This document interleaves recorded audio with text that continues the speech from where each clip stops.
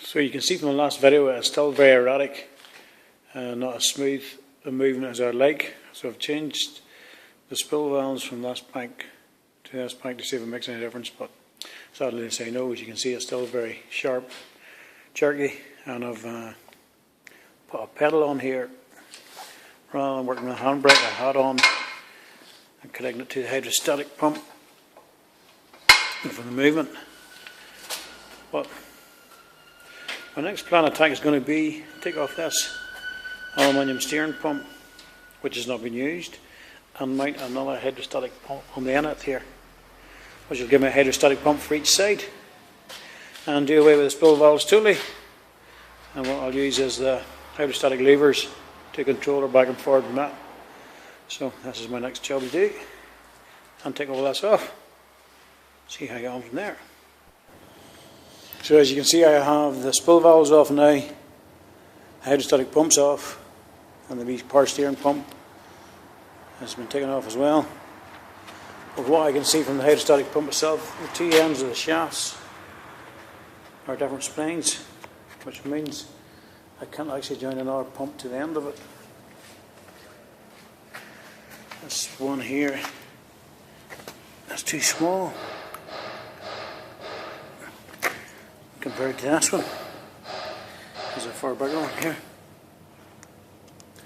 This will be about 25mm, the other side's about 20mm. So what I'm going to do then is actually mount the two pumps side by side each other and run them off a belt, run them off something like Gates poly chain. So what I'm going to have to do then is make up some sort of bracket here and here, and set each pump on individually with a pulley on here, 6-inch pulley and 6-inch pulley. Bring that shaft on out, take this flange off, and put a 4-inch pulley in the middle of it, which will actually gear the pumps down a bit. I'll not put as much pressure on the wee engine now. But as you can see, there's not a great deal of room here. What I'm going to do then is take the seat and all this off here, and turn the engine long ways, having this bit pointing towards the front. And then what I'll do is put the two pumps on here and below the seat.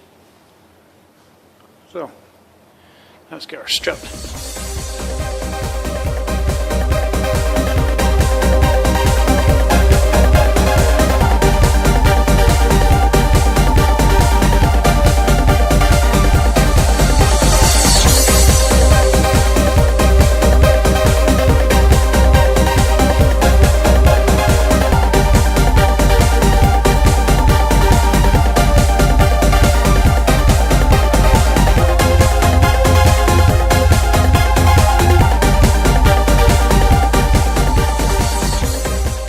Okay, as you can see, the engine's back on again now, long ways, rather than sitting across the way in the radiator to the side. The radiator is now at the back, and the two pumps will be sitting below the front of it and below the seat.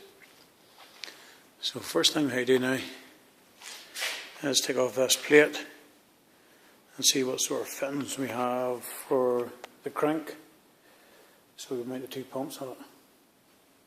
That's the next plan.